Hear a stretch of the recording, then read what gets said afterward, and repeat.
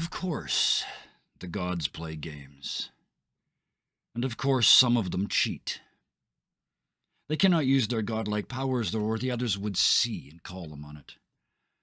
So they resort to baser means. To avoid being caught, a trickster god drops a loaded D12 to the floor and kicks it across the room under a statue of themselves. That god's essence, combined with the residual magic inherent in a room full of powerful beings, and an element of randomness, permeates that die.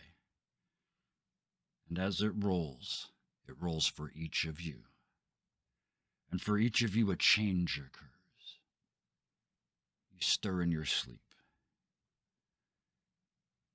No longer human, each of you awakens in a gray and misty void space. Floating in this dream gel, you get a first look at what this fever dream has made you. So, Jet, if you would be so kind as to draw a card from the Heritage's deck. I believe you just have to click on it, and then it'll turn over, and then just drag it out on the screen for us. Or drag it out onto the screen so we can see it. I think you can. No, stuck. I dragged it out. I don't know where it doesn't want to go. Hang on. It says he has one. Yep, I can see it. Hang on. I'm stealing your card, apparently. Let me try this. There we go. There it is. There we go. A bilk. Okay, so if you want to grab the information that goes along with that over in the journal, and I'm going to go the rest of the way around here. We're going to come back to you in just a second. Jim, draw a card, please. Okie doke. Draw one card. And then I think if you click it, I got Splinter. Splinter? Okay. So open up that one, start putting the information over, and prepare to describe what the hell you see when you look down. Willow, you were sleeping in your bed, having a nice dream. All of a sudden, this weird dream intervened, and now you look down and... A Nain? A Nain, okay. So, let's go back around the circle. Jet, you're in that gray space, that gel. It's kind of, it's too thick for air, but you don't have to breathe yet. But when you look down, what do you see? I see tentacles hanging off of my head, and my body is longer and green, and there's like a hole in my stomach.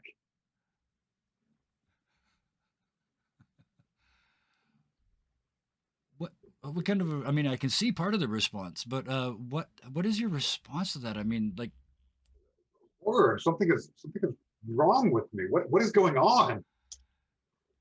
And you look around. You've got gear on. So what? Immediately you see. You know, you look around. What are you wearing? What are you equipped with? I have a laser pistol. I've never. This is not mine.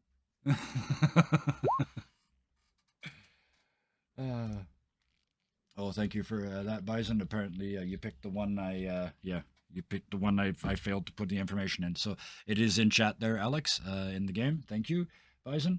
You're welcome. But yes, that is what you see when you look down, and it's just absolute shock because it's real. Like you can smell yourself. Maybe not able to smell themselves, Jim. I mean, you've had dreams before, but when you look down, what do you see? Well, what I see is a cardboard box. I see there's some drawing on it, looks like a few gauges.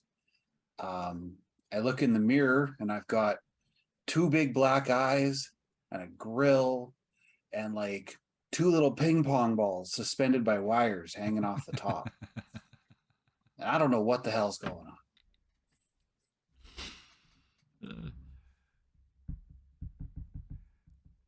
Just making a note, and everybody, there's a callback already because at some point in the fairly near future, you're gonna know why I went like that when he described himself. Okay, so, and what is your? No, we got the description.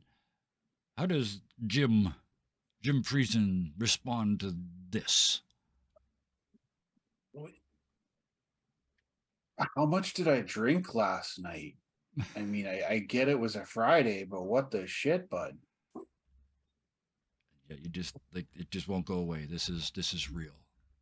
Yeah, I don't know what's going on there. It just doesn't make any sense. And weirdly enough, this cardboard box, there's something else in there. I don't know why you would need one, but what weapon is inside that box? It's not so much a weapon, it's just an extension of will. He it's not like I would say it's his it's just literally the power of force. He wishes pain upon somebody and all of a sudden they're only on the other side of the room. All right, excellent. And Willow, you look down and what do you see? What does a name look? I mean, you wouldn't know it as a name because all of you were just humans in a world that only had humans in it not 2 minutes ago. What do you see? Yeah, I start to notice that like my arms are now partially robotic, and like everywhere from the waist down is now robotic.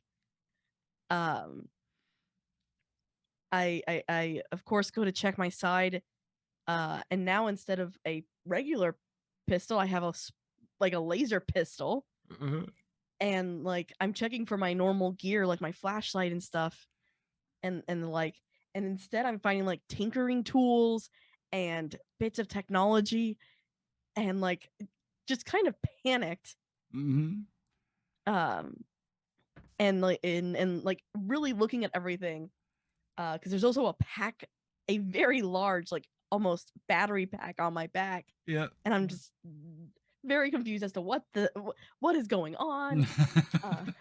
Absolutely. This is not how I looked when after my shift last night. Yep. And I imagine that all of you are like, so I wonder what I look like. You try to look backwards and you do that sort of zero G spin thing. There is resistance in this material. There's zero depth perception. All you can see is you, and you can't see each other at this point. We pan away from those moments of panic for a second, back to that room. And the shouts of the gods echo, insinuating themselves under and around the die. Words are garbled, misunderstood, distorted, and with them the realities that they refer to are distorted as well. Their foot stomping and table thumping threaten to topple that forever rolling, always precariously balanced D12. If it were not for their laughter, disaster would surely result. But with it comes hope.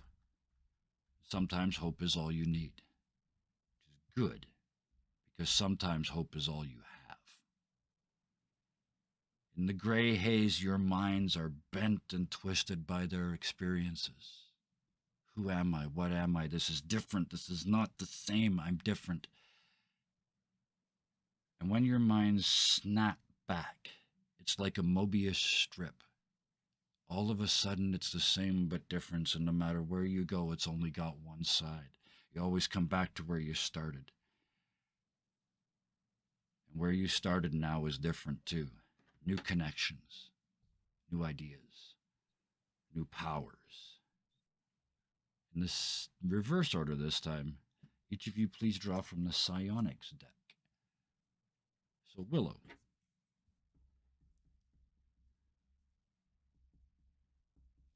Telekinesis. Telekinesis. You suddenly have the ability. Well, no, sorry, we're going to do this in order, right? So we can do everybody else. Jim, draw next, please. It's Mr. Box now. Mr. Box, that's your name now? Okay. Yep. We'll change that for next week.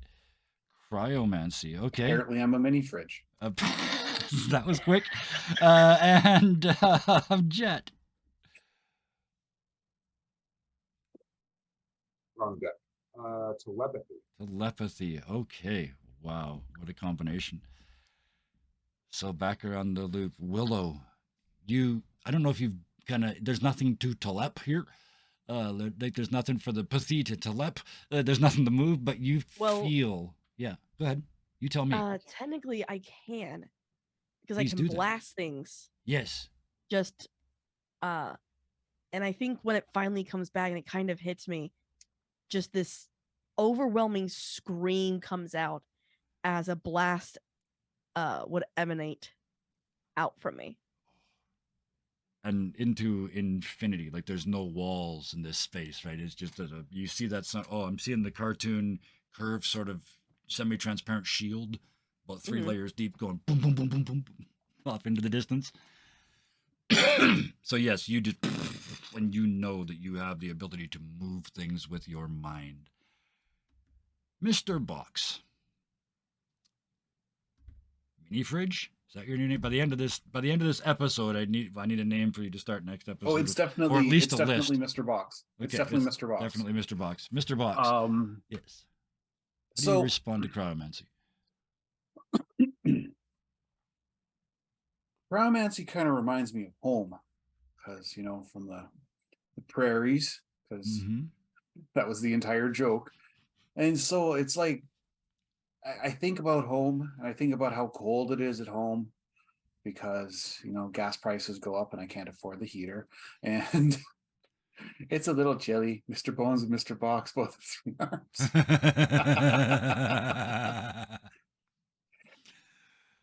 And as he's thinking about it, it starts to snow. Mm-hmm. And it's just gently snowing around him in about like Oh, I'd say beautiful. a 2-meter radius. Yes. This is why you share the story, because both of those are better than anything I could have come up with. I love it. Jet. I'm kind of glad we did it in this order, because I think this is the one that it would take for me the longest to process.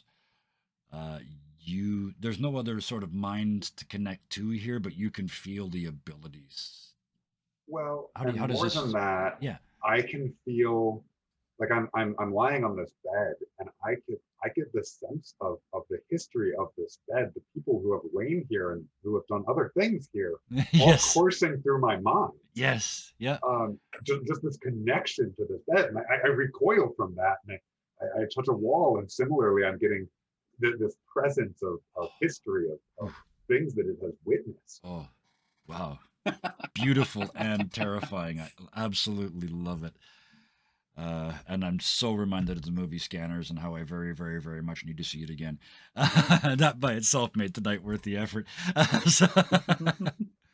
So struggling with your new look, your new powers, you're just sort of like, I imagine it's eventually the question comes up, am I still who I am?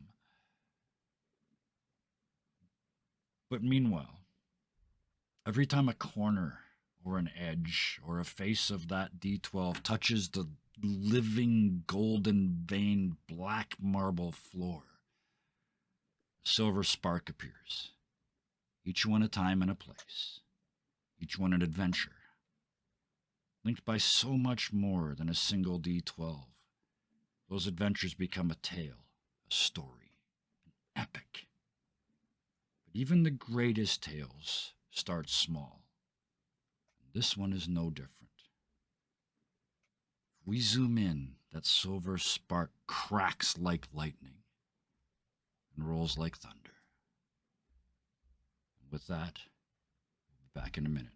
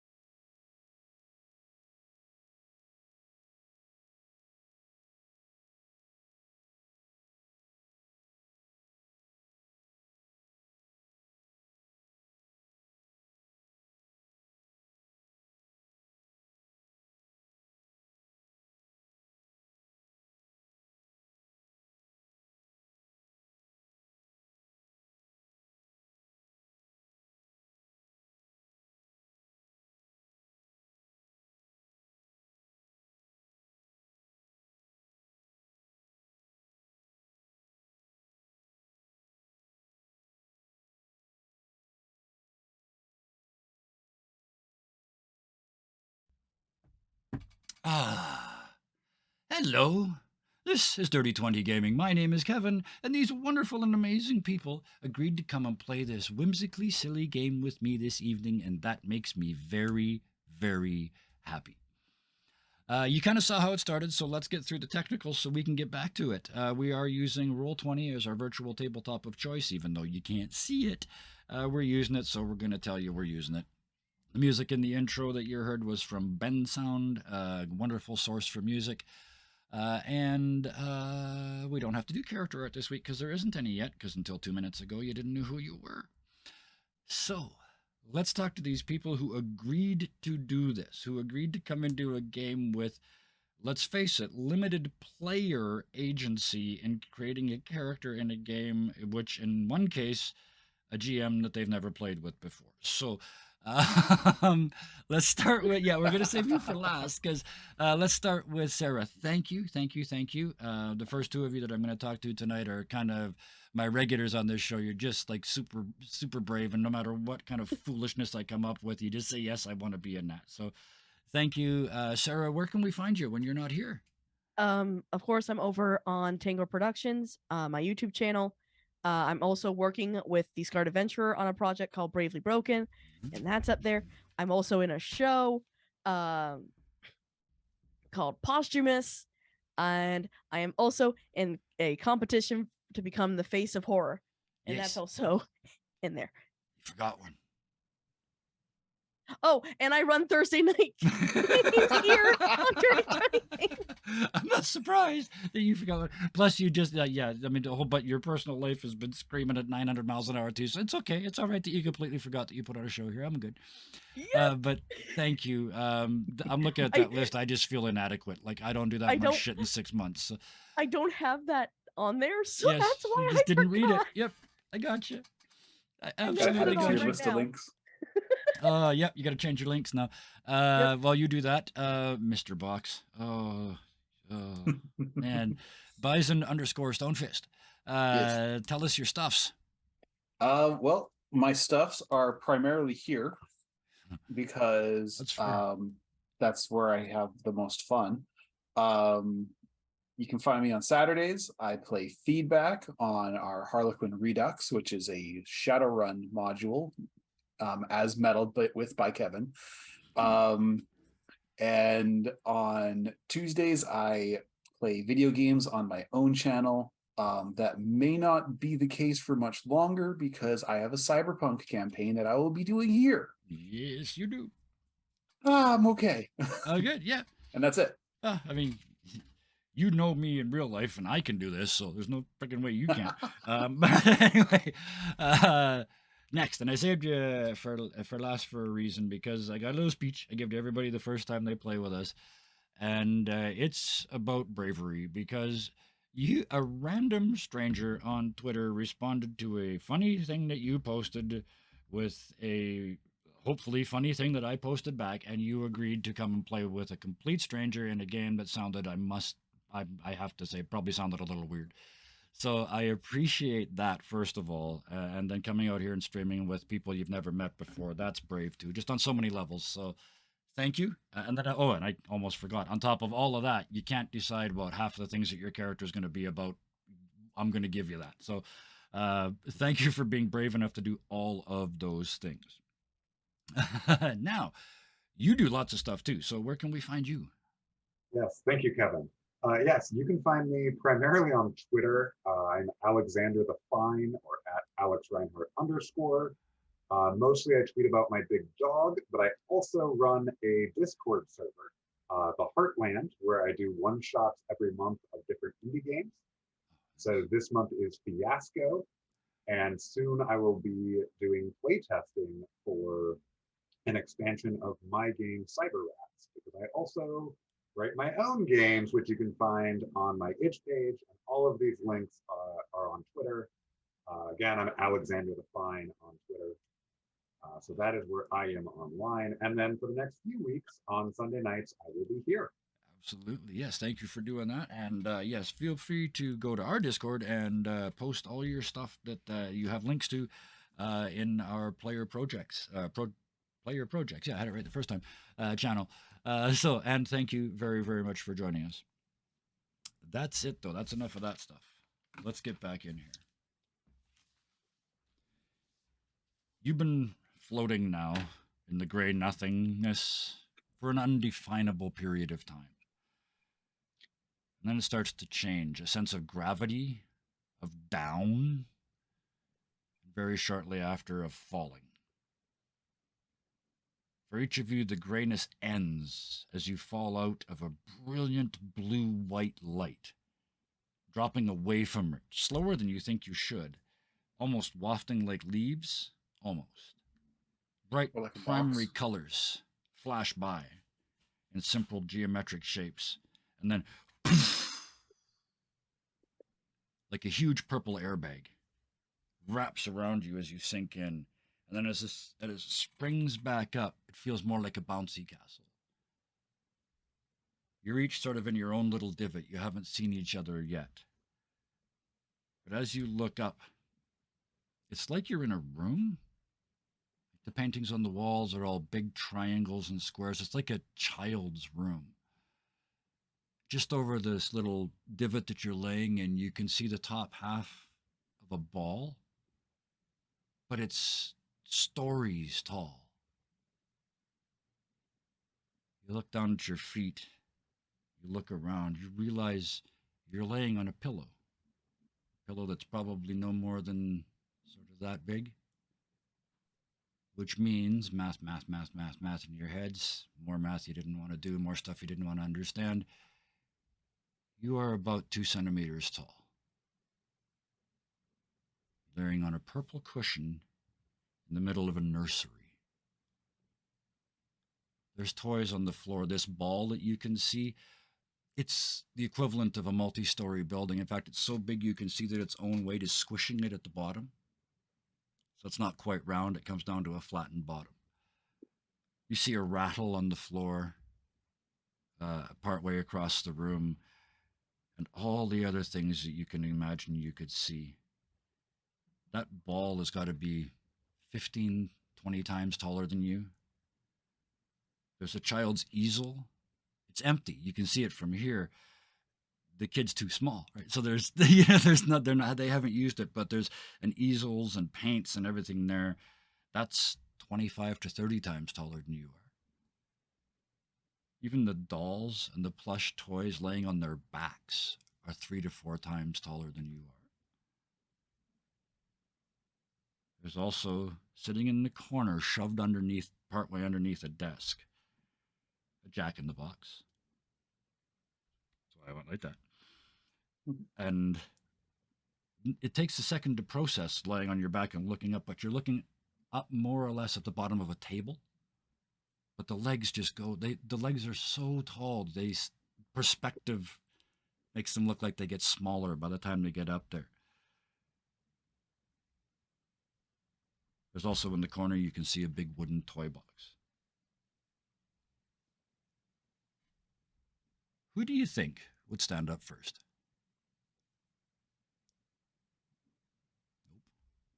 Probably Will. Okay, Will?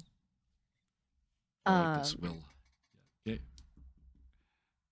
They're gonna get up, look around, and start looking for clues on how to get out and where we are, what's going on. As you stand up, you see the tile floors, first of all. These tiles they're huge, right?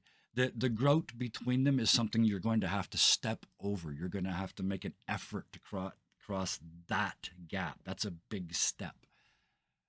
The world is completely different from down here. You see the pillow as you look to the side. There's a dust thingy that's 5 times longer than you just hanging off the bottom of the pillow. Everything is completely different. What specifically were you looking for, if anything? First, where we are. Secondly, how to get out. Okay. There's a door, but it's 1,000,000 miles tall, and the knob is 500,000 miles up and 50 feet wide, right? To put it into perspective, right? You immediately look, I would assume, at the bottom of the door looking for a gap, but they've got one of those weather stripping things across Bastards. there. What's that? Bastards. Yeah. Metagaming Bastards. That's the parent's name, actually. Metagaming Bastard. Yes. Better gaming bastard and Of power gaming the bastard. Wentworth Metagaming Bastards, yes. But anyway, yes. There doesn't appear to be any immediate way out of this room. Because you spoke first, give me a just roll either two dice, unless you are particularly perceptive in any way, shape, or form. I didn't look at your character sheets. I don't know. I am a detective. That works. Yep. Give me 3 dice. Roll So with advantage? advantage. Yep. Absolutely. 1 6. Ooh. Ever so close to being a hideously critical fail. No. But in fact, it is a success. You look around and yes, subtle clues tell you this room isn't huge, you're tiny. Just in case anybody was wondering that. Is it a giant's room? Nope. This is a real baby's room. You're just this big. The other thing you kind of, you're a cop. Your cop senses are tingling. There are one success. There's something on top of this table. You guys can't see the top of the table from where you are because the pillow's right beside the table. The legs go up here and it's here, so you can only see the bottom of it, right? But you don't know if it was footsteps or a breath or maybe just a sound or something. There's something moving on the tabletop. Am I lying next to the other two? You just stood up was my impression because I asked who would stand up first. Yeah. So you look over and then you see in the two divots beside you on this pillow 2 other people just sort of laying there. Well, people who aren't people, so they're not human either, right? Yeah. I would still go over, kick their what is closest either to feet or leg. Yeah. And just be like, get up. Listen, there's something going on here and we need to look around. So do you kick, just to be clear, the cardboard box? I kick like it's or like the it's corner first. Okay. Just like lightly, like whatever's in this thing. I'm not taking this chance. When you kick it, it kind of tumbles a little bit because it sounds like there's something in it that's like causing it to roll. Yep. And you hear this. Yeah. What's going on? Eh? Whoa. You're short. I'm short. Do you come Why out am of I the box? so short? I'm a box. Yeah. Okay, you are Holy the box. Okay, crap. you're perceiving from that. Yeah. Splinters can, It's interesting to give a person a splinter because you have the ability to look like things in other people's minds, but I've given it to you so and you've done this wonderful thing with it where you can look like what's in your own mind. Because apparently this splinter is from Saskatchewan. Anyway, back to the scene. So yes, you are the next one to pop up, so to speak. Do you pop up? I guess it's a natural question. You said you're sort of a thing in a box. Well, the larger of the 2 boxes eventually stops rolling, kind of rights itself, and then you see the other box kind of hop over to it. Okay. And then hop on top. Okay. And it sort of shuffles over and it sort of actually facing Will.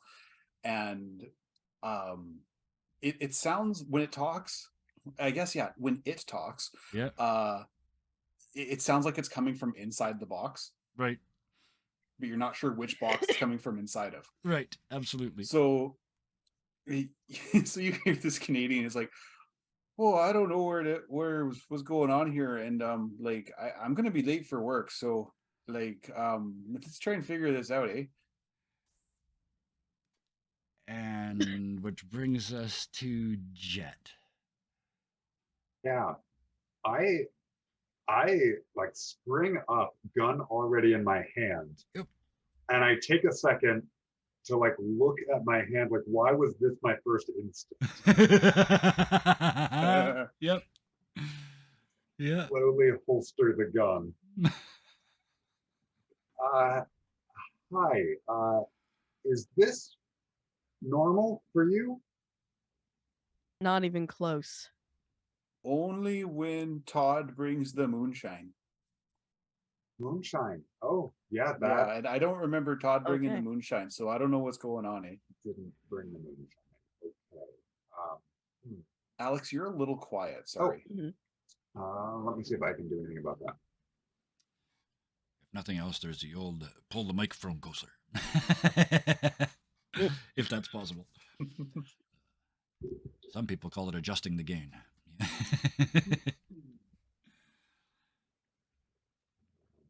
Yeah, I will see if I can actually turn on my game. Okay. So, with that, yeah, she's got to put the pistol carefully away. And so I love this because now I'm assuming you now don't trust yourself. On top A of little being bit, yeah. like you're not, this isn't right and this isn't right and why am I so good with this?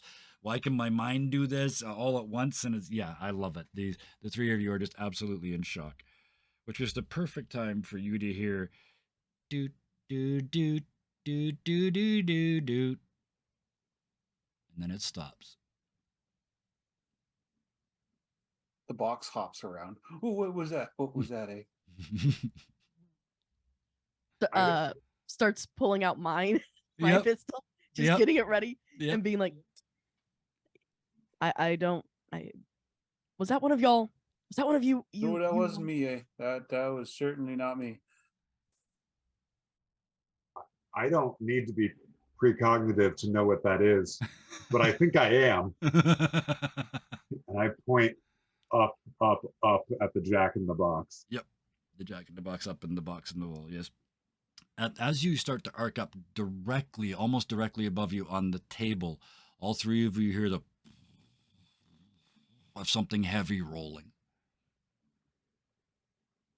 Does it sound like it's rolling towards us? Towards the edge of the table that you guys are, as you look up, precipitously close to being directly underneath. Oh, I think we should move. That's going to fall on our heads, eh? You see the box start hopping away. The little four-corner run, like that toast game. Oh, never mind. Yes, I love visuals. Will's has that what would normally be her flashlight. Yep. It's actually like a screwdriver now. Yep. And but she's doing the normal backing up. It's just backing away. You realize that backing away at 2 centimeters tall is going to take a very long time unless you do it rather expeditiously. The box is the box leaving at speed? The box is trying to leave at speed. Okay. And that brings us to Jet. I leap away. I start tumbling away with surprising acrobatic skill. Absolutely. Just cartwheeling out of the way. You hear the three of you hear as you start to bolt, you hear and then the rolling sound stops, and as you look up you see a ball teeter on the very edge. It's just a rubber ball, but it's just 10, 15, 20 times bigger than you, and it's just about to fall off the equivalent of a 20-story building on top of you. Yeah, and I'm a cardboard box. And it starts to fall. It's not going to help. And the three of you bolt. I need saves from you. If you are proficient in anything that you can possibly imagine, let me know. Other than that, saves are I have acrobat. Yes, you are. So you give me 3d6. You give me advantage, yeah? Acrobat. Will, okay. Double acrobatics. And Box, what do you got? Resolute. Advantage on all save tests. Okay, no. So you roll 1 die. Yeah, so you roll 3 dice. Everybody rolls 3 dice. Oh, dear. Oh, Willow. Will. I got a 5. Will you or won't you? So, yes. Jet and Mr. Box just whoosh. Well, not whoosh. One jet whooshes. That makes sense. A jet would whoosh. Mr. Box goes off into the distance. Will, because you started walking, it was too late. By the time you decided to run, it was too late. You don't get hit by this ball, but you have the unique experience of almost being crushed under a big rubber ball. As you're running, I can imagine you kind of, you wouldn't be able to help yourself, would you? You'd have to look to see if it's gaining on you, right? And you can see it start to fall, and the center hits the floor. This part's still above you. Like the front of the ball is still above you, but the center has hit the floor, and you watch it go and start to spread out as the mass of it goes like this. You trip and fall, bam, on your face. You watch it come down. It gets to here, and then it goes away that way because it bounced over you. and lands right where you would have been if you had kept running. And then, now, normally when you drop a kid's ball in our world, it goes doing, doing, doing, doing, doing, like almost metallic sound. Because of the scale here, for you guys, it's boom, boom. It's these huge impacts. You get covered in the dust you could hardly see that was down in the grout. And the shock wave, like your hair and everything about you just go wham on the floor and then back up again as it's the shock wave passes past you, and then you watch as boing, boing, boing across the room. It goes over by the toy box and gets in that little corner between the toy box and the wall and kind of does that dunk dunk dunk dunk dunk. It's going to stop any time now. Dunk dunk dunk dunk now. Well, dunk dunk dunk dunk dunk dunk, and finally it stops. From up on the table, you hear oh, geck, and then the sounds of little feet running. Well, that doesn't sound very good. Are you okay? Yeah, it just bounced over me. Wasn't exactly expecting that. I saw that happen before it happened. It was like I knew, but I couldn't stop it. Love It'll be okay. Do you have danger sense? Is that what you're trying to tell me? I have precognition. Precognition. Okay, so I should tell you when things are about to go shitty. I generally do anyway, but yeah, I'll remember now to make sure. Thank you. Like I said, I don't read your sheets. I couldn't have. They weren't all that's filled. That's so. from my telepathy. Yes. So it's, yeah. Makes Very perfect nice. sense. So yeah, you'll know things are about to go wrong, but not from where. And I've never been quite sure how that's helpful. It's like panic, and I don't know what to do. This is better. I don't understand. But anyway, yes, I will precognize you. Making from anxiety a superpower. Yes. Yes. Yeah. Oh, how appropriate is that for this channel? Oh man. All right. With that, at that split second, do do do do do do do, and it stops again. Start looking around, just like. Everybody give me just 2 dice unless you're perceptive, in which case give me advantage. So test or advantage depending on what you're perceptivating at. I am one perceptivating. You all got 1. Okay. Perfect. You all see the same thing. That rattle that I told you about before that's laying on the floor. Like it's probably 15 centimeters long in real life, like 6-7 inches, which is 8 times longer than you. Any of you, the 3 of you laid together isn't as long as half of this thing. You see it in the distance. You can only see the big end of it, and then the handle goes down behind this this pile of toy blocks, and you see it going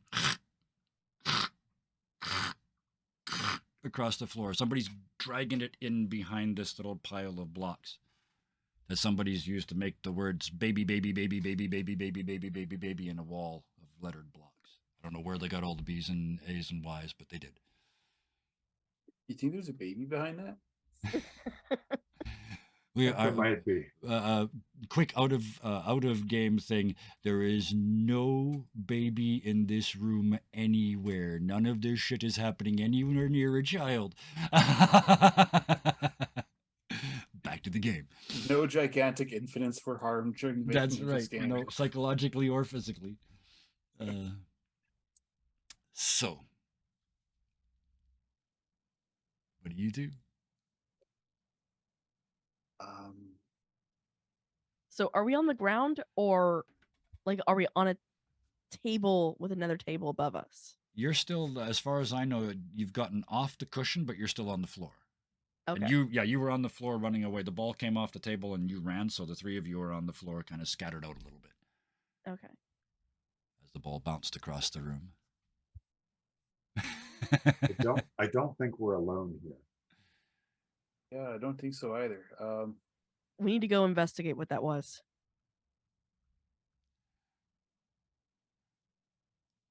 Okay, bud. I think it's probably better if we all do it together. Kind of why I said it. Squiddly guy. Jet. My name's Jet. Oh, cool. I'm Mr. Box. Fitting. Yeah, I don't know why it changed. It used to be something else, but I don't know what it is now. Yeah, no, I know what it is now. I don't know what it used to be. Anywho, let's get going, eh? Just call me Will. Will do. Will do. That's why this character never introduces themselves, right? I mean, I just realized this is part of their backstory now. They never tell anybody what their name is because this happens every time.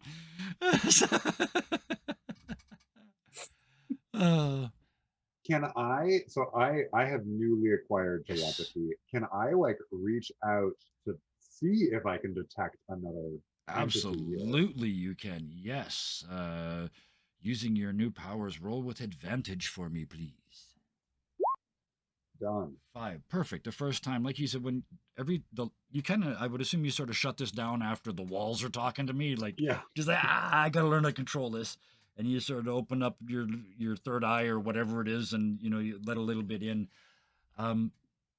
There's about 15, maybe more, sentient beings in this room. Most of them are utterly ignoring you. You feel from behind that wall of bricks where the little rattle is going, you feel a sense of great pride. Like this is a trophy that they've got. From We up are on the table, nothing but extremely hatred. Not alone. Yeah, yeah. Up on the table, nothing but hatred, and out of the Jack in the Box, there's 4 or 5 in that thing across the room. There's something bad up there.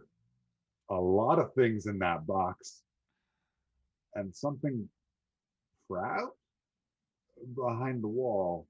I'm not sure. It's like, oh, a tentacle. I'm still not used to the tentacles.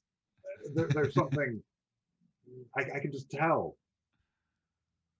I'm imagining your tentacles like subconsciously pointing in the direction. Oh, absolutely. Absolutely. Yep. So, what did the two of you do with that information?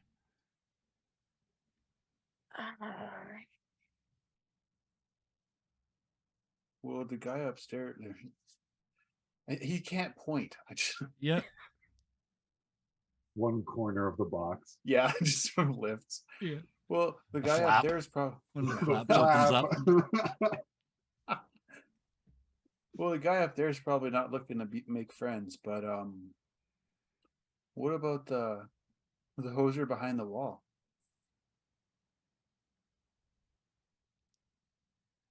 I can ask. I think. Think we should head that way? Do you want me to reach out like before we get closer? Is that what the tentacles do? I think they're really slimy. I think so. I think I can. I think if I think at him, like I know that I can. Like with the ball, how I saw it. Let me try. Absolutely. Go So ahead. that's yeah. Give us the roll. That's advantage, right? Again, yeah. Everything you do is in this in this range is. That's advantage. another 5. Absolutely, yeah. You. So Trying to it's make like, this. Yeah. hello, are you there? Friendly? Either? Both? It's. I imagine it's kind of like peeking over the neighbor's fence, and there's that split second where it's like, "Hey, I'm here." They freeze. That pride is just buried in a wall of panic. All 3 of you see the handle of the rattle just go thunk. Whatever was holding it back there has dropped it, and you hear scratch. Jet, you can kind of feel them, like they're trying to get you out of their head. I think it can hear me. I'm sorry. I'm not trying to hurt you. All you hear is geck, geck, geck, geck, geck, geck, geck. Sorry. And do you back out, or do you stay there? Yeah. Okay. Yeah. No, I'll back out. I'm Yeah. really sorry about that. I don't know what I'm doing. Yeah, absolutely. Your first experience with telepathy. It's kind of like seeing somebody naked. It's like, wow, this is more than I thought. Yeah. So yeah, you disconnect, and within a split second, you guys see, and now it's doubled up. Doubled up speeding above you. You hear, hang, hang, clunk, and you look up and a giant baby bottle end, like the nipple, kind of on the end of a giant attached plastic baby bottle, kind of rolls out over the end and starts to hang there. Good thing we're under the table. I still think we need to move. Yeah, that's probably a good Moving idea. is good. Yeah, where are you going? Towards the bricks. Yeah. Okay. You move in that direction. Yeah. Running. Who would get? I love this question. Who would get there first? I think I might. I have a Okay. Probably not quick the pair gun. of cardboard boxes. Jet, yeah, cardboard box is not fast and not brave. Gotcha. So in this case, Jet, you come around. You don't come around the corner, but you get to a point where you can see sort of around the block. So I almost said over, but no, wait. Each one of them's bigger than you, right? So you kind of get to a point where you can peek around it, and there is, for all the world, it looks like a dirty, filthy version of a steampunk Disney goblin. Like the big long ears, but they're torn up and rat-arsed, and a bad hat and a monocle in one eye that's all broken, little leather jacket and pants that don't match, one shoe, and they've just got their hands through the other end of that thing, and they're just dragging it for all they're worth. They appear to be moving towards a mirror, which is laying flat on the floor. Well, and this guy's big, right? About twice your size. Okay. So yeah, you're 2, they're about 4. So yeah. Well, I found someone. I don't know if he's always been this big either, but come look. Will's gonna come up with weapon holstered and try walking up very slowly, just like, Yeah. hey, I'm not here to hurt you. Geck. Can you answer a couple of questions for us? Oh, Geck. We really need help just knowing where we are. Take one more We're step. not here to hurt you. Geck. And they're just kind of looking behind them at this mirror that they're backing towards. So I get the feeling like this thing is afraid of us. Terrified. I want to use quell Okay. and try and remove yes. its negative emotions. Absolutely. Yeah, I don't even need a roll for this one. This is the first time you met this guy. Yeah, this is perfect. Yeah, he just stops, and for the first time really looks at the 3 of you and drops their end of the thing that the rattle that they were pulling, and they look like a puppy that just had their first coherent thought ever. You know, like that is just like, wait a minute. I'm not just following instinct anymore. My mind is clear enough to think, and none of them have hit me. What's going on? None of them have tried to stop me. Is the sort of, I mean, you're telepathic. That's the feeling you get. They don't want to hurt me, and they don't want to stop me. This is weird. Hello. Yeah, I'm gonna use charismatic. Yeah. So I gain advantage. Hey, listen, we're just trying to figure out where we are and what's going on. Can you maybe talk to us a little bit and we can get some answers?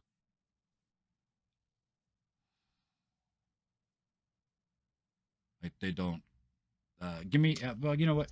They don't understand your words. They don't speak English, but give me a roll for charismatic. Give me 3 dice. Okay. Yeah, I mean, you're a cop. You're good at getting emotions. Detective. You're good at getting emotions across. Right? So, they realize they're not busted for theft, and you know, it's, they look at you and go, and look at the thing again and kind of grab it with one hand and pull it. They're asking for help. You want us to help you, and then you'll help us? And I turn to the other 2. What do you say? We might as well help. Okay. I can try, but it's a lot bigger than we are.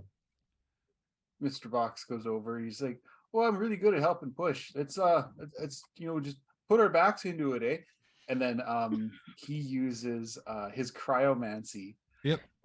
Unknowingly, because you see this box is just sort of like Yep. headbutts into the thing. Yeah. Not really Then doing anything. I think But I know where you're going. Yeah, tell me. as it is, the bottom of the rattle starts to chill. Yep. And develops a frost. Um. So that's him helping as he makes it cold. So there's a less. Yep, and it just starts to scoot. Yep. I got one question before. Yeah. Go. Will, what do you do? Will's gonna be like, okay, I need to figure it out. Goes to push, it doesn't work. Yeah. And she's like, did that really happen earlier? Maybe? And use blast to kind of like push it forward. The rattle? Okay. Yeah. Yeah. You it's an attack, right? Technically? Yeah. So ranged attack. You know what? It's the psychic ability. Give me advantage. I love advantage. I love it when things go right. Nope. Nope. Crit fail. You push yourself. Fail, yeah. Actually, no. You crit fail. All the dice rolled have to be ones. I thought it was just 2 ones. No. I changed the critical hit to if any 2 roll 6s, because with 3 dice it was actually harder to roll a crit when you were rolling with advantage than it was to roll at regular test, because you had to roll 3d6s instead of 2, and the math bugged me, so I changed that. But crit fail.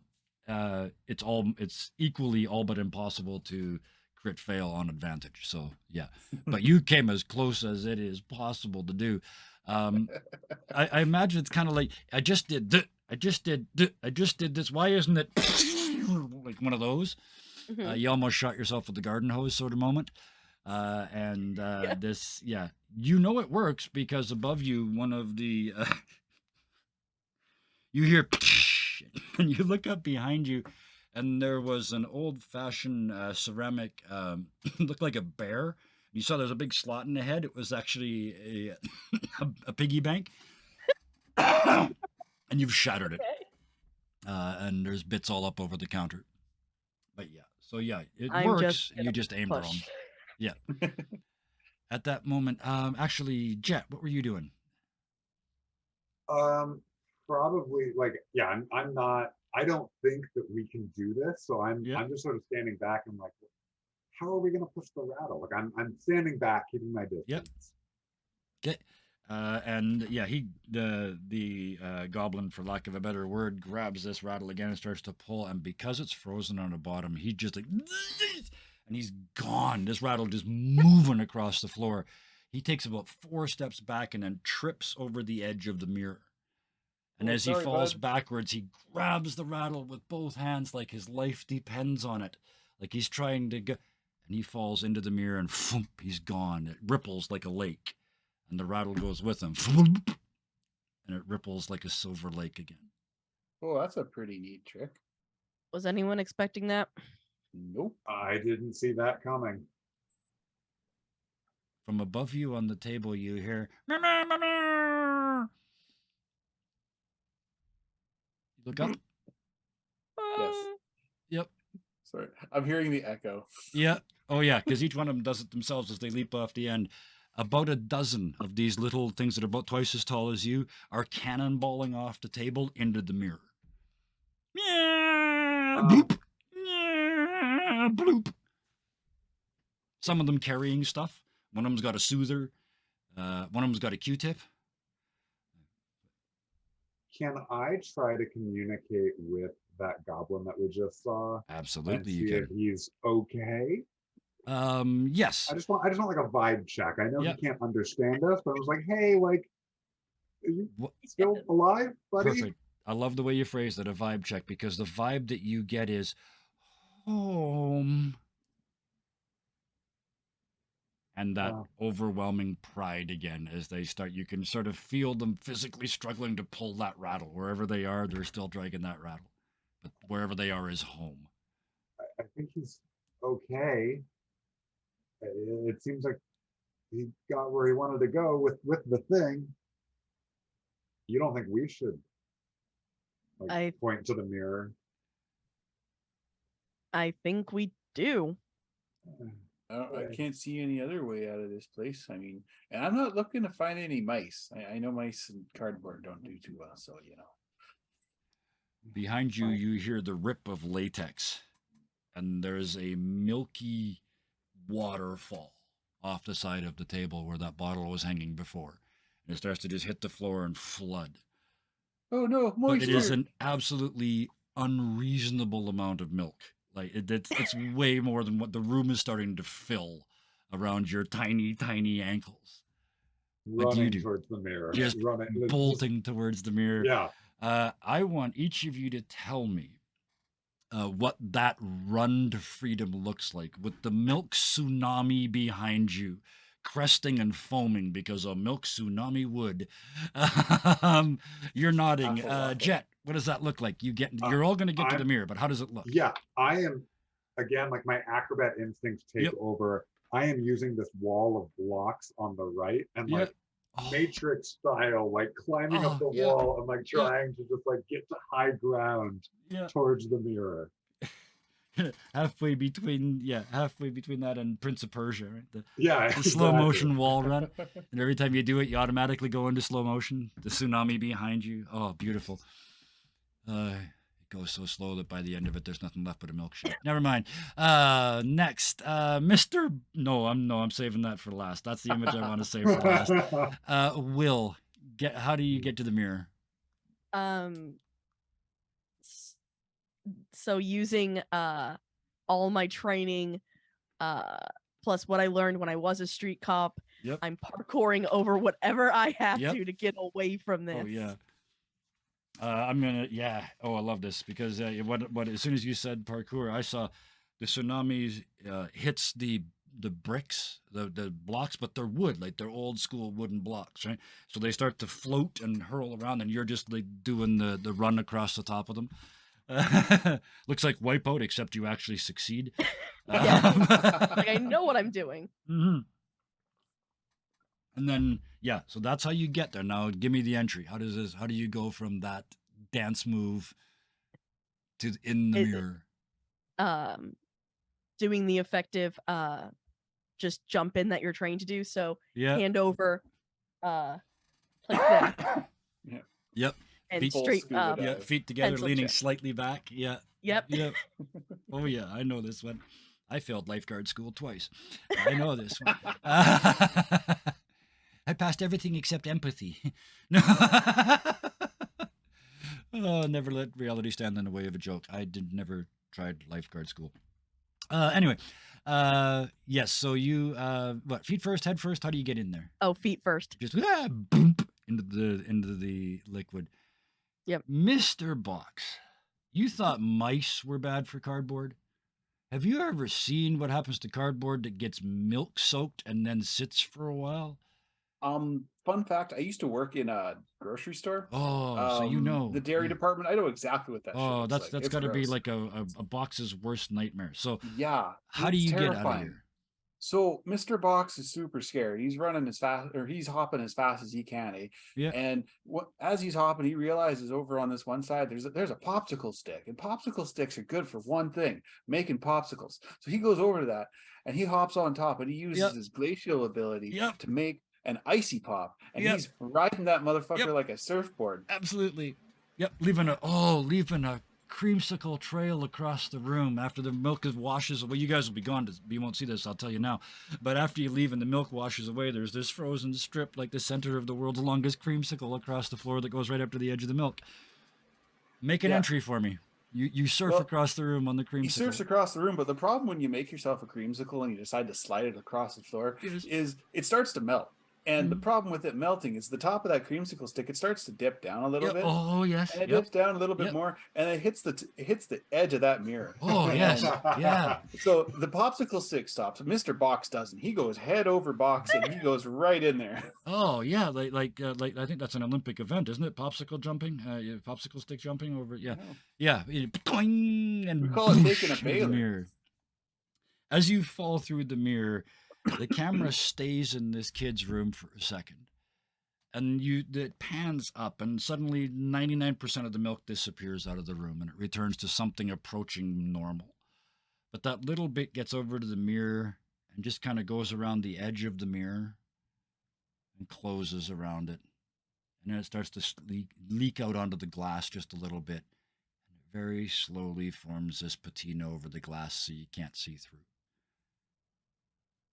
But inside, I need 2 for advantage for acrobatically excellent and 1 at disadvantage for being a box.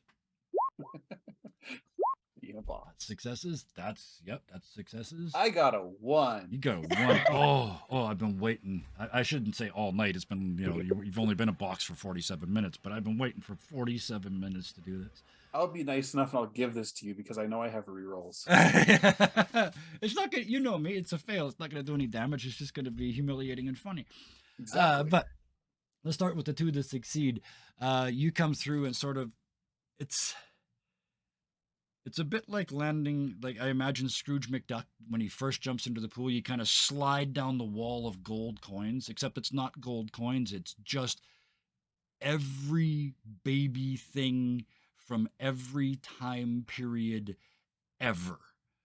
There's little rock toys that were carved out in the Stone Age. There's little brass dolls. There's Victorian dolls. There's rattles and every baby thing you can imagine. Clothes, shoes, and there is no order. It's just heaps of this stuff in every direction and swarming over it. Hundreds of these little time goblins. And you see mirrors open up, boom, boom, boom, boom, boom, boom, all over the room. More than coming in with more stuff and just piling these items in the piles. Every time one of them does, this little mist comes off that item, floats up the pile and into a gray fog at the top. You should be able to see that far from here, but you can't. Mr. Box, your experience is slightly different.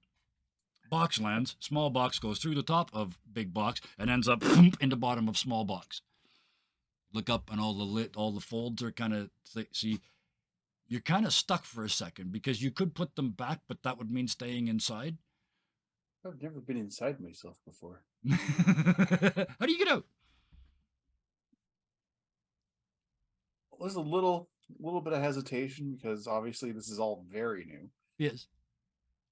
The little box inside kind of hops around a little, kind of assess the situation. It's a lot bigger on the inside. Oh crap. Okay, here goes. And he does this little hop, kind of so he looks down. Yep. And activates his attack. Yep. And this wall of force just emanates from the mouth, from the eyes and mouth. Just this, and you see the small box just rocket out of the top of the big box with a little pink swirl smoke. Perfect. And oh shit! As you come down and land on top of the box, you hear the last thing you're gonna hear through the mirror, which is dun dun dun dun dun. Never mind. There's still 4 of them back in that room. They were inside the box and they never left. So here the 3 of you stand in this room of stolen infants' toys. You're telepathic. You realize right away what that mist is. That's a sense of loss. Every one of these items, when this child figures it's gone, is going to feel a sense of loss. And that little mist is coming off of every one of these things and floating up into this mist of darkness at the top of the biggest pile of children's toys. The goblins utterly ignore you, other than leaving a space around you. What do you do?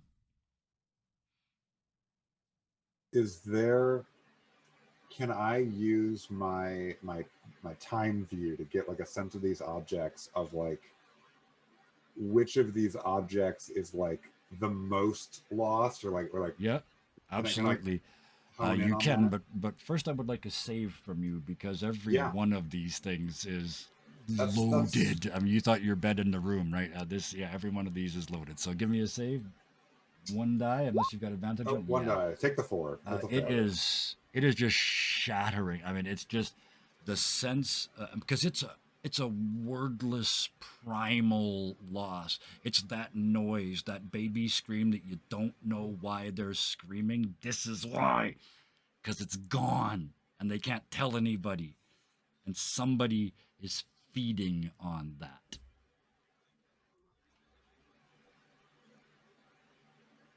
If So you're with not that- acting, remember this, just in case. no, yeah, I'm okay, acting. okay, making sure. This is the first time I played with you. I wanted to make sure. Thank you. So yeah.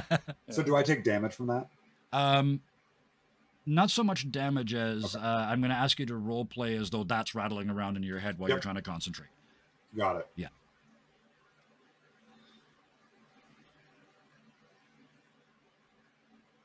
I take a moment and I'm I'm stunned, just frozen. Yeah. Yeah. What so do if the other someone two else do? wants to act, go ahead. Will kind of making sure that they all got in safe. Yeah. And then sees Jet, and Just- it's just like, yeah. you okay? My tentacles twitch. Yeah. No, but I will be. I hope. There's just so much loss here. Mr. Box has a roll of duct tape in his teeth, and he's trying to patch up the.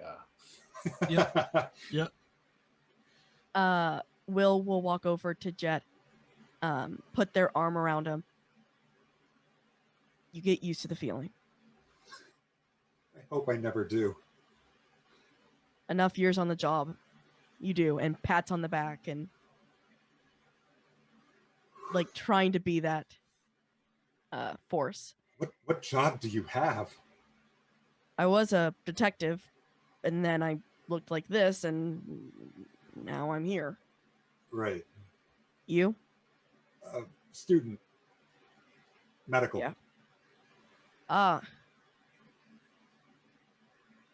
Poor The kid. person to get the telepathy card. Ouch. I knew the loss would come, but I thought it would be after, I had losing patience. someone. Yeah, I get it. Yeah. Thank you. Thank you. The darkness on the top of the mountain that you can't see. You hear click, like cheap plastic, a cheap plastic switch activating. And then you hear bong, bong, bong. And then On the job, eh? click.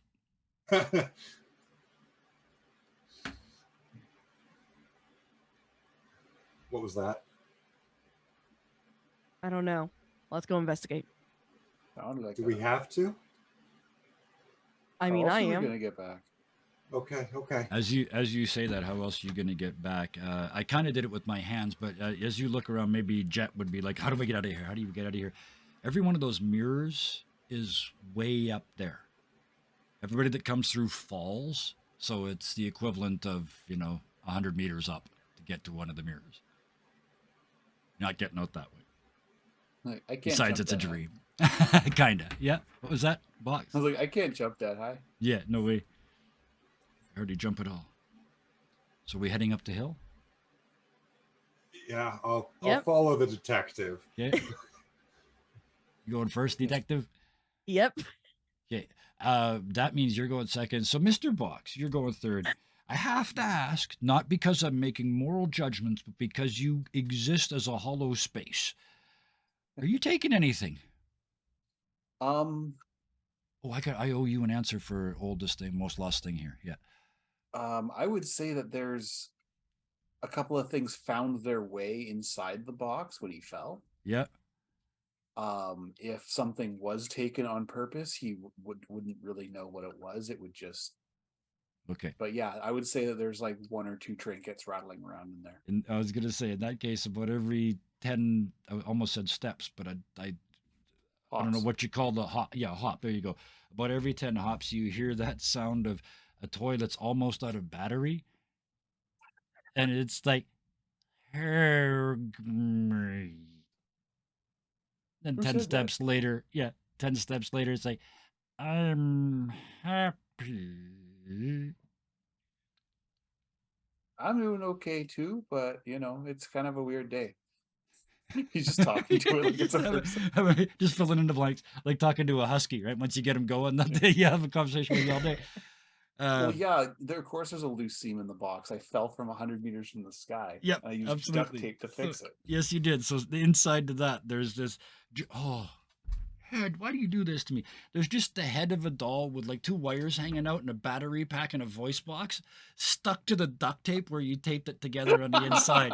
That's all that's there. Oh, yeah. Can I do something really quick? Of course you can. Okay, so Will sees this and goes, "I can fix that," and just like uncontrollably goes, takes said head, puts it on top of the second smaller box, and tinkers with it to effectively make this like the new base and snowman. Beautiful. So it's like a snowman. With advantage, and if you fail, you're getting a reroll. So that's how good that is. But I owe Jet the most lost thing in here. He did say a reroll. Oh, I do get a reroll. Okay. Yeah, please. No. Okay. I wanted At least now I've got a hat. Yeah. That occasionally talks to me. Yes. Yeah. You. Yeah. That's all. Yeah. It. Because of the scale, it's like a little helmet on the top of the and this helmet now says very sad things in a dying battery voice, but it's actually on top of you. So yeah, it's like having Marvin the paranoid android strapped to the top of your head. Brain next to the happiest box in Dreamland. Brain the size of a planet. Yeah. Anyway. Jet, the most lost thing in here. It's hard to find because it's the thing that has the least sense of loss left, right? It's been lost the longest. So it's like looking for the one non-magnetic needle in a pile of needles, right? It's tough. It's difficult looking for a lack of something rather than for something. But eventually you find it. It's a little wooden toy. It's about 4 times as long as you are. And it looks like a bird. It's got little eye holes drilled in the side, and the front has been carved in the shape of a beak. It has 2 little wooden wings, which it's not all one piece. These have been slotted in very carefully in place. And you can see they're actual aerofoils. And at the back, it tapers down to a flat tail, like a bird's tail, but there's a vertical component in the middle that isn't there on a bird. But it would have to be there if this thing was a thrown toy. It's, because I remembered this from a history book, it's actually, it's hard to put a time range on it, but that's actually an Egyptian toy that was found in a tomb. And when they remade it in wood, it does fly. You throw it, it doesn't fly like a dart, it actually glides, and then, So there's a real world thing that you discovered. That is the oldest thing in here. And so there's almost no sense of loss left in it because, I mean, the loss was 4,000, 5,000, 6,000, 6 millennia ago. So even the ghost of the ghost of the ghost, even if it's got a half-life. Oh, beard adjustment. Oh, there you go. Some duct tape. Beauty. Oh, that's going to hurt when it comes off later. Oh. That's not that bad. Okay. It's not like good duct tape. Let it set for a while. But yes, no... that's, as you're climbing up the hill, scanning for this as you walk, you find that just sort of haphazardly chucked on the side of the pile. You take it with you? To try and actually get it on there. It's way too big, right? Well, yeah, that's true. It's about, actually, for the purposes of this, when you touch it, when you walk over to it, it starts to shrink, aka magic items in D&D. By the time you get to it, it's actually will fit in the palm of your hand. In that case, I'm taking. Yeah. Okay.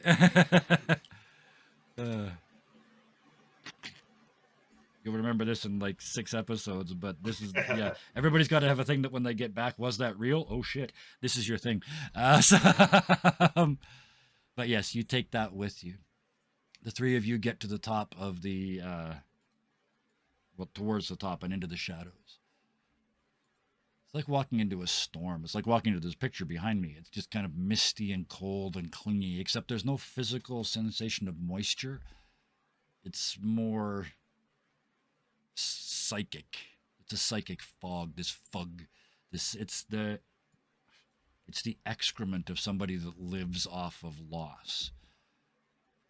And through it you can see way up on the top of this pile a broken, shattered cuckoo clock, all akimbo at an angle. The doors at the top, one of them's open, and the little springy thing goes all the way out, but there's nothing on the end of it. The other door is closed. Below it, you can see hanging, there's little doors that something comes out of, and then there's a bell in the middle. It looks like something comes out and bongs the bells. Maybe that's what made the noise earlier.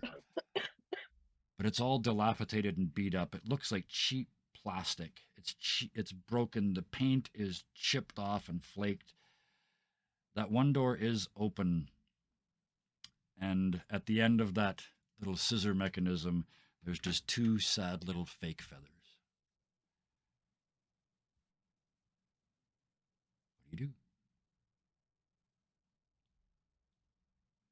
do? Mr. Box sort of like hops over to the open door and like peeks inside. And from deep inside you hear, "Hello, friend." Sorry, what was that? Hello, friend. Actually, it's on top of your head now. Sorry. So yeah, Oh. your little voice keeps having just enough battery to do more things. Yes. So you look up and sorry, you said what? Did what? It was just go into the door. I'm assuming it's a cuckoo clock. Yeah, exactly. Yeah. Go up to one of the Climb doors. up towards the little doors. cuckoo- Absolutely. Yeah. Also, one of the doors by the bell, or the one above that's open that the cuckoo comes out of. This is a weird one. It's got a cuckoo and then the bell below it. It's 2-story. I guess it would be the one with the bell because that's closer. Yeah, it's down on And the same. it's kind of hard for me to. Absolutely. It's hard for a box to climb. So Yeah, box, you're going to go try the lower door. All right. They are closed, but yeah, you can certainly head in that direction. Will, where are you going? Up top. I'm gonna go and look at the where the open cuckoo upper door? came out of. Okay, perfect. And Jet? Yeah, I'll climb after Will and say, Okay. so you're an investigator. This is how you investigate?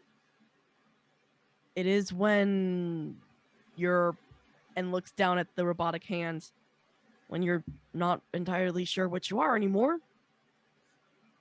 Yeah. Okay. I get that. The Yeah. three of you, just before you get there, I just want to reiterate what you're scrambling up. Mountain full of abandoned, broken toys. In the middle of an all but infinite space filled with equally hideous mountains of broken children's toys. As you get up closer, the two of you that go to the top, actually, let's do I like this, the timing if you all get there at once. So this makes sense to me too. Mr. Box, you get there first because you're going to the lower doors. Mm-hmm. You're going to have to force these doors, one of them, to get in, unless you can think of some other way. To show that I love you, I'm sure I don't know how. No, sorry, I'm back. He's gonna try first, sort of knocking on the door, and when he knocks, it's kind of like just the head sort of smacks against it. Okay, yeah, gotcha, yeah. Boom, boom, boom, and you hear, "Can we come here? Can we come here? Can we come Okay, in?" we But come it in. ran out at the Oh. end. And I really are, the batteries really, I've done this joke to death. Now, the batteries, you see one of them start to leak now inside you. So it's dead. It's not going to talk anymore. Now it's just a hat. Yeah, now it's just a hat. So you knock on the door. Perfect. The two of you sort of climb past Mr. Box and get to this open door, this open cuckoo clock door, and you kind of peek in over the top, just in time to hear thunk, thunk, thunk just below you as the Canadian politely knocks on the door. Inside, it's all full of dollhouse furniture. All the guts of the clock have been torn out, so there's no mechanicals in here. It's now looks like a tiny house. And it's just full of dollhouse furniture. There's an exquisite Victorian table, no more than 8 centimeters long, in the middle of the room. Tiny cups and glasses with even tinier drinks in them. And in the middle of the table, just throwing the scale off completely, is a biscuit, a single cookie that's 4 centimeters, twice your size across. It fills and hangs off both sides of the table like an extra large pizza on a cookie tray. You know, it's just, that's what they're eating. And when I mean there's a cuckoo, a badly stuffed little teardrop shape of foam covered in feathers. There's 2 robustly built gentlemen wearing lederhosen with hammers leaning against their chairs. And at the head of the table in the big fancy chair is a shadow. No matter how hard you look, you just can't see what it is. But it's got no food in front of it. And it is where these wisps are going. You see them come in behind you and float across the room and into this form on the chair. It's vaguely humanoid, but that's about all you get. Dunk, dunk, dunk on the door downstairs. The shadow stops moving. It's like smoke, so it's always sort of shimmering. It freezes. And the two men grab their hammers and turn towards the door. The cuckoo goes, uh-oh, uh-oh, uh-oh. What do you do? I'm going to start with the 2 upstairs because I want to start with the 2 upstairs because you can see. So you guys got something to react to. What do you do? Pete's just sitting down, or not Pete. Pete, this is not Pete. Mr. Box. Yeah. I knew I was going to say it eventually. Yep. Mr. Box is just sitting down. He's like, Okay. So yes, Jet and or Will, what do you do?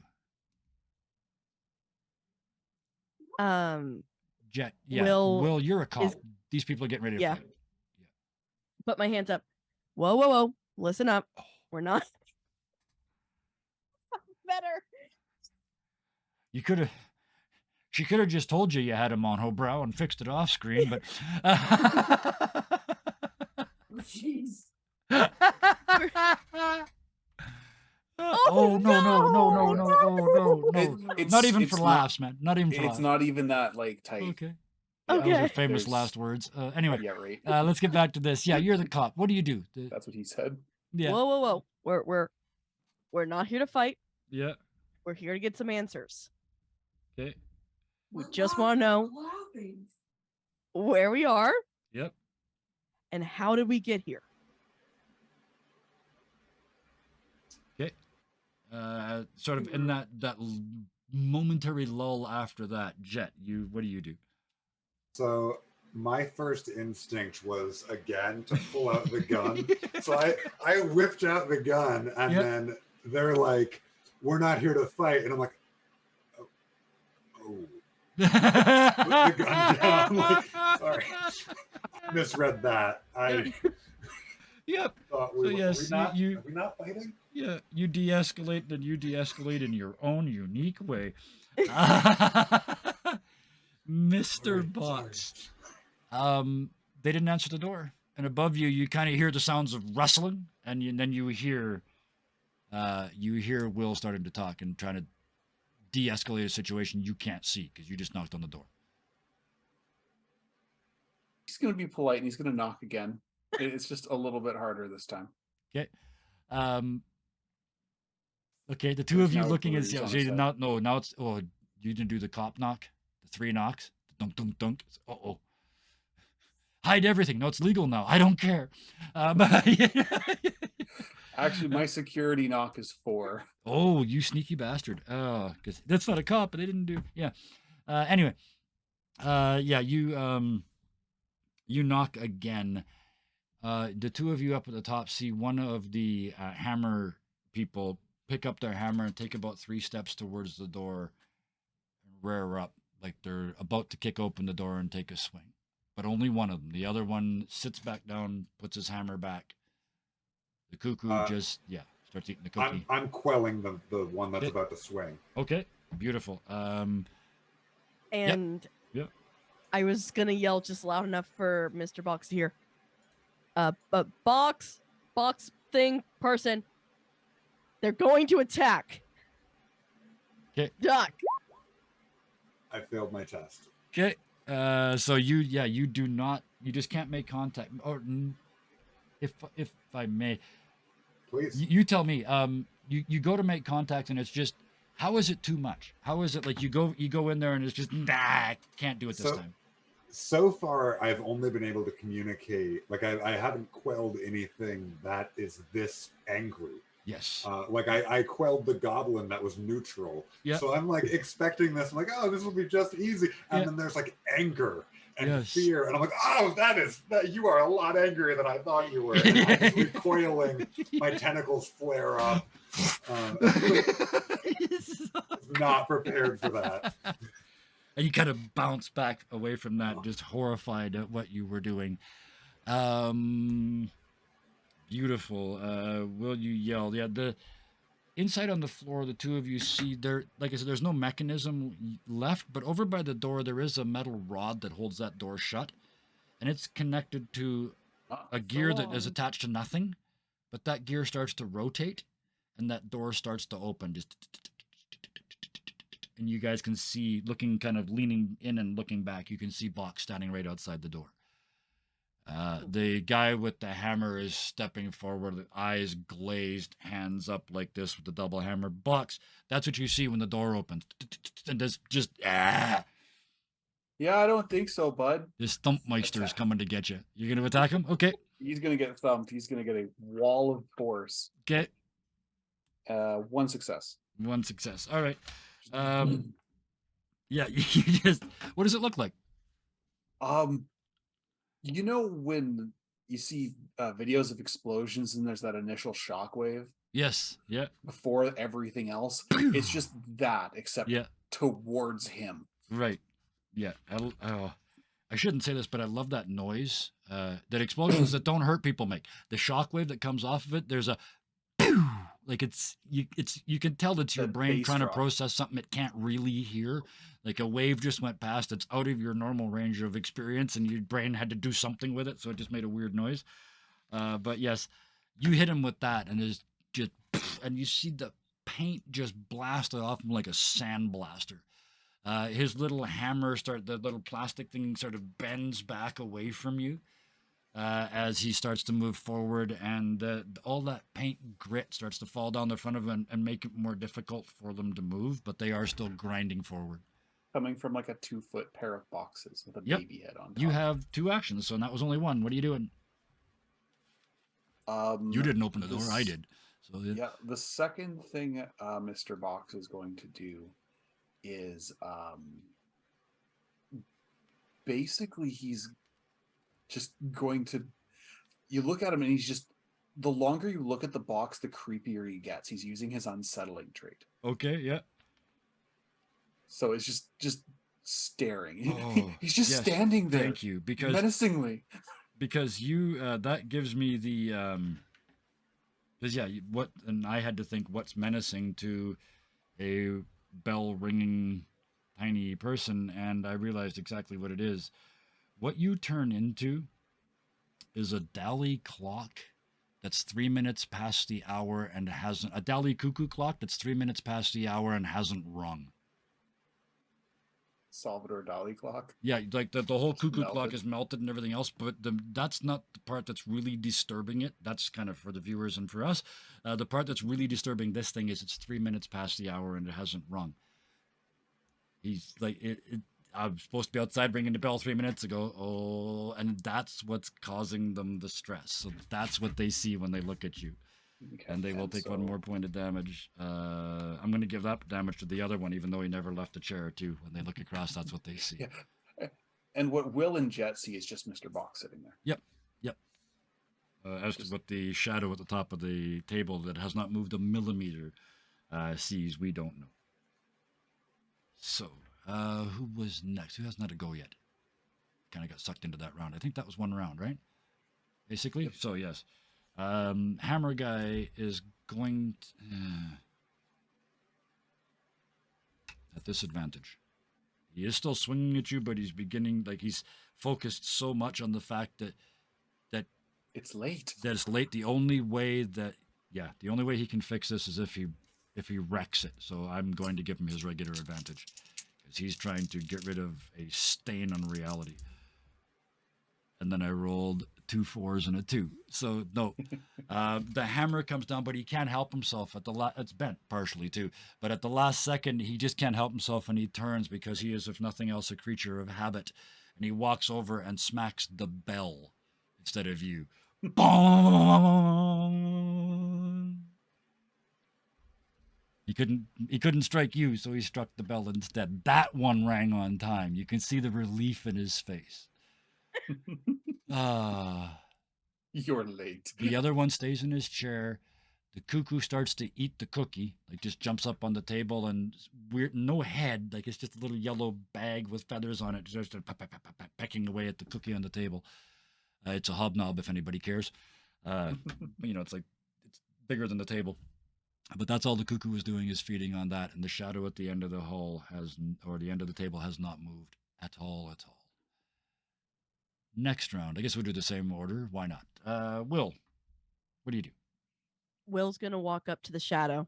Mm-hmm. Just just okay. Like we just You're want to under talk. arrest. Mm-hmm. Yeah. That's So, it. This, yeah. What? Yep. Okay. So yeah, we're gonna stay At the with same time, Gotcha. Yeah. like if anything were to go wrong, so Yeah. essentially, I guess I'm holding an action. Yeah. Picking up the laser.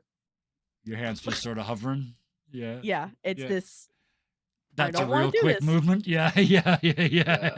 I got you. Yeah, no, that yeah. You do it here, right? So it's just that, and it's there, Yeah. right? It's quick. So yeah, I got you. The cop pretending to give up. You're de-escalating is my point anyway. Right? If I read that correctly. Yep, still Perfect. trying. Yeah, Jet, what are you doing? Yeah, I'm pulling out my gun. They can de-escalate with the shadow. Yeah. This hammer thing is mean. Yeah. I'm shooting it. Okay, so you'd have to lean back outside because it's outside now with Mr. Box because it went outside to ring the bell. It stepped outside. Yeah. Okay, then I guess I'll run down. Okay, yeah, easy. As my first action. You just kind of sliding down this mountain of toys that are all hugely bigger than you. You break open a box of Lego and an avalanche of multicolored blocks just down the side of this hill as you skid to a stop beside the box and fire away. Go ahead. I'm still going to give you 2 actions because going down that can't take any effort. So I had advantage on my first shot because of quick gun. Yep.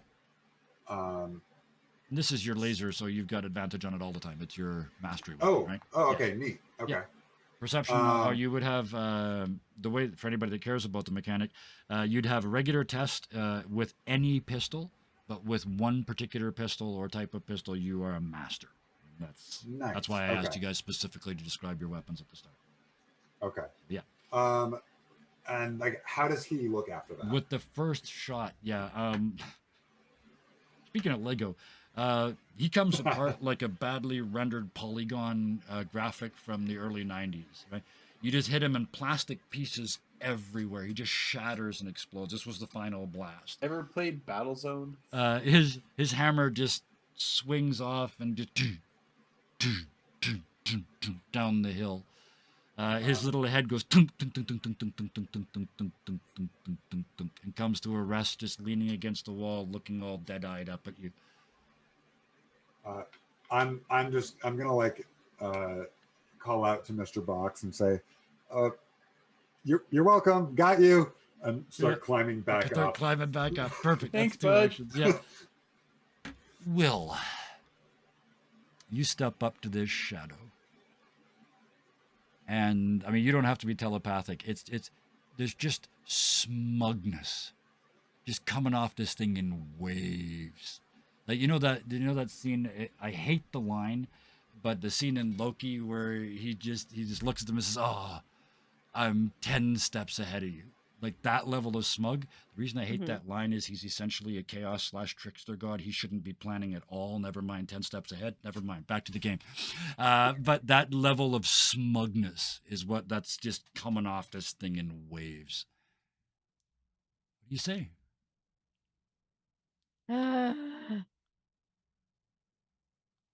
just trying to be nice here. So just answer our questions and we'll go away.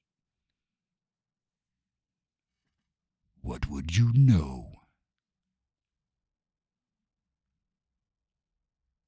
I don't know anything about this place. That's why I'm asking.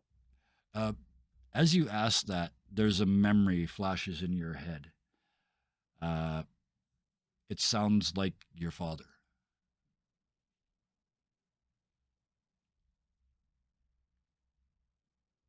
Again, this is perfectly acceptable, and I make Yeah. it go away. Oh, no. Okay, It's just good. making sure. It's just because good. I know was this just is okay. like I'm like, this this is works. about dark twists, but that's dark. Oh, So, yeah. yeah. The, This is Will's father's voice.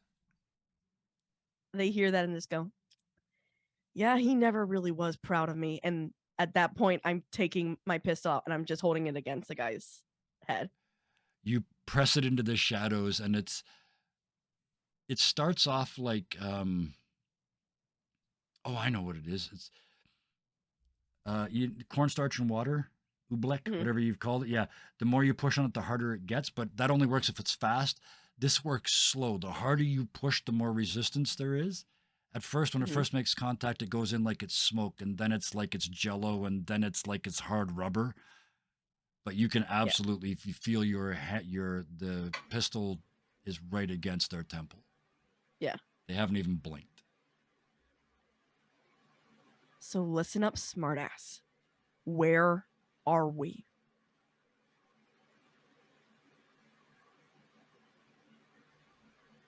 You are in the land of lost dreams. Was that so hard to answer? And how did we get here? It wasn't hard to answer, but it was a lot of fun watching your anger. You got here because Because why? there's no reason. You shouldn't be here. But in an infinite universe, I guess, everything happens once.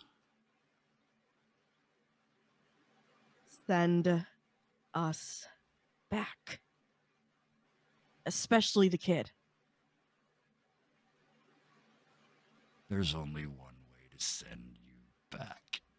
And you feel them lean in to your pistol. I'm going to pause for a brief second to give the other two a chance. The two of you have now sort of stepped into this room and you see this.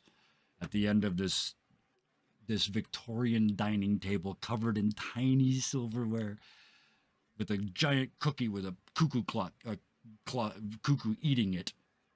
And at the end of it, your level-headed cop friend or detective friend with their pistol in the ear hole of a black misty ghost, threatening to pull the trigger, and the ghost is telling them to do it. How do the two of you respond? I'm quelling. I'm They quelling just the ghost. who? My question is who? The bad guy or I your think the ghost. I partner? think the shadow. Okay. Like I hesitate. I'm like, Yeah. everyone calm down. Yeah. You calm down. Yeah. So yeah, hold on to that roll for just a second Yep. because I want this to all happen at once. Mr. Box, how do you respond to that? Mr. Box has kind of been watching this shadow, whatever. Yeah. And kind of put two and two together to see how this Mr. guy works. And he starts looking for that bag of marbles he lost when he was 6. He turns around and he heads back out and he starts looking for that bag of marbles he lost when he was 6. Please. It was his favorite bag of marbles. Like it had a steely in it. Wow. It had this one that had like this little galaxy thing. There's this one that was a cat. I mean, it was great. Where what you tell me you get this on one condition. Where was it when the last time you saw it? How old were you and where was it? Well, the last time I saw it, I was at Tommy Baker's house. We were going because the new hockey cards came out, and it had Brett Hull, and Brett Hull was like the coolest hockey player ever, even though he played for St. Louis. We forgive him for that. So we were at Tommy Baker's. We're gonna have pop, and Yeah, just the And then whole I story turned comes around and boiling out. my bag of marbles, you were gone. I lost my marbles. That's the day you lost your marbles. As you finish explaining that, like that's not even an explanation; it's a flashback in your head. And he's narrating it, so you Yeah, hear him you see saying this. what I'm assuming you would have thought was that little bastard stole your marbles. For all these years, you would have thought that your very best friend stole your marbles, but you see it now.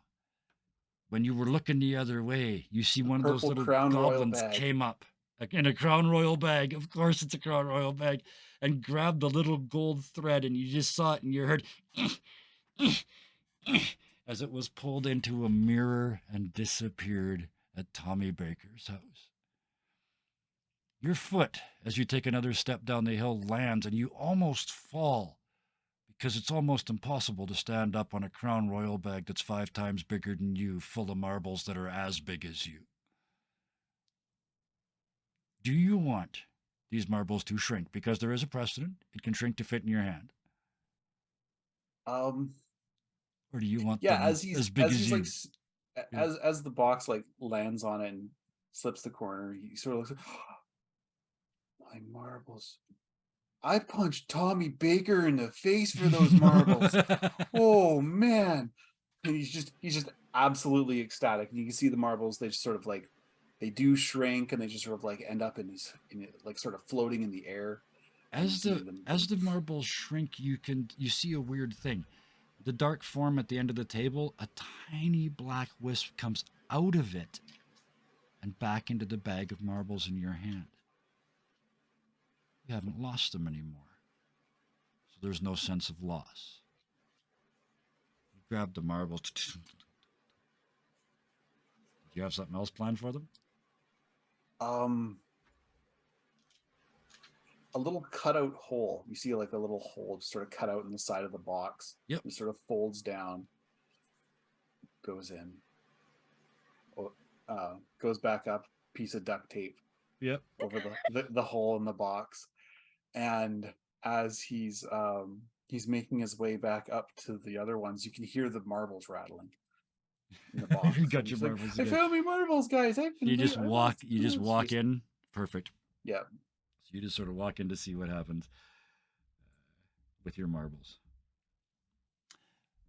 Will. Mm-hmm. What do you do? Seeing this, yep. I remove it and put it away. And I was like, yeah, he always said I was a disappointment.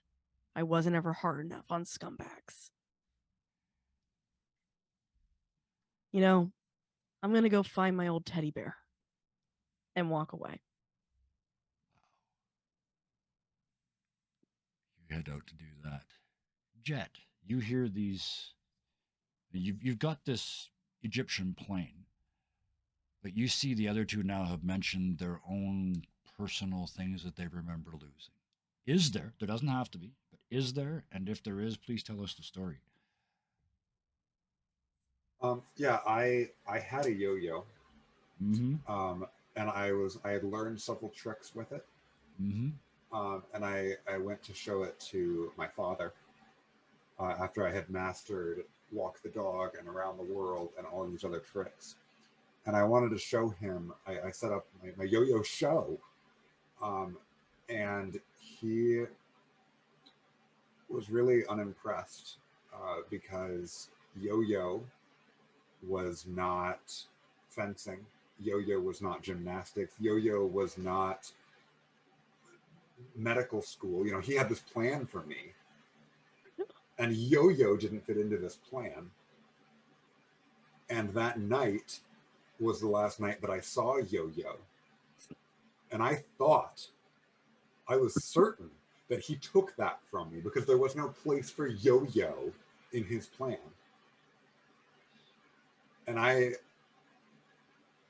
whenever I walk past a yo-yo or a child yo-yoing, I see it and I think, and I'm like, I had the skills. I could be a professional yo-yoer if I still had that time to train, but I can't let myself get back into it.